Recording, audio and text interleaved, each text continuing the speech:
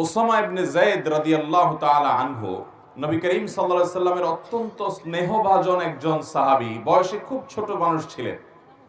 নবী করিম সাল্লাল্লাহু আলাইহি সাল্লাম তাকে অনেক আদর করতেন। এই ওসামা ইবনে যায়েদ রাদিয়াল্লাহু তাআলা আনহু তিনি বলেন, আমি নবী করিম সাল্লাল্লাহু আলাইহি সাল্লামকে জিজ্ঞাসা করলাম, ইয়া রাসূলুল্লাহ, লাম আরাকা তাসুমু শাহরাম মিনাশ শুহুর মা তাসুমু শাবান। তিনি নবী সাল্লাল্লাহু আলাইহি সাল্লামকে জিজ্ঞাসা করেছেন, হে আল্লাহর রাসূল, শাবান মাস শুরু হলে আপনি যত নফল সিয়াম রাখেন অন্য কোন মাসে এত নফল সিয়াম রাখেন না, কারণ কি? নবী করিম সাল্লাল্লাহু আলাইহি সাল্লাম তখন দুটি কারণ বলেছেন। কয়টি কারণ বলেছেন? নাম্বার 1, ক্বালা যাকা শাহরুন ইয়াগফুলুন নাসু বাইনা রাজাব ওয়া রমাদান।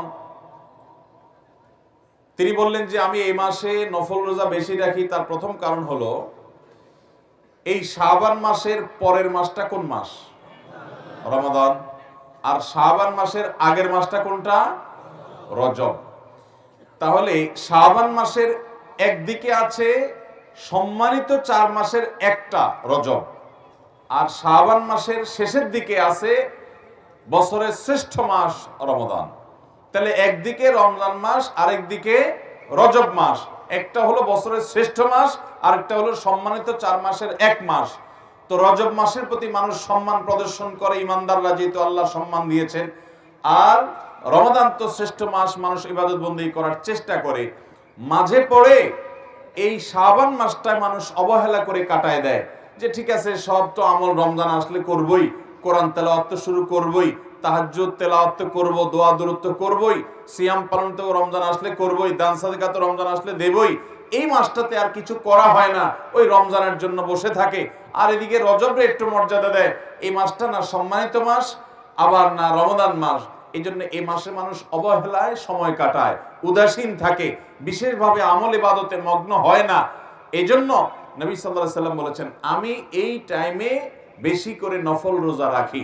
কারণ যেই সময়টাতে মানুষ গাফেল থাকে, উদাসীন থাকে, কেউ ইবাদত করে না, ওই সময়টাতে ইবাদতের আলাদা তাৎপর্য আছে, আলাদা গুরুত্ব আছে। একজন চেয়ারম্যান সাহেবকে সবাই দেখলে সালাম দেয়, মেম্বার সাহেবকে দেখলে সবাই সালাম দেয়, মসজিদের ইমাম সাহেবকে দেখলে সবাই সালাম দেয়। কিন্তু একজন রিকশাওয়ালা বেচারা, তাকে কেউ সালাম দেয় না। যে যাত্রী আসে তার রিকশায় উঠে, সেও বলে যাবেন নাকি, ঠিক করে চলে যায়, একটা সালাম দেয় না। যাওয়ার সময় একটা সালাম দেয় না, রাস্তার লোকেরাও সালাম দেয় না। আপনি চিন্তা করলেন, এই রিকশাওয়ালা মুরব্বী বা রিকশাওয়ালা ভাই বা চাচা, এই লোকটাকে কেউ সালাম দেয় না।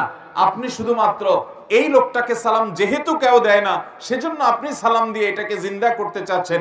সেজন্য গিয়ে তাকে লম্বা করে একটা সালাম দিলেন, একটু মুসাফা করে আসলেন।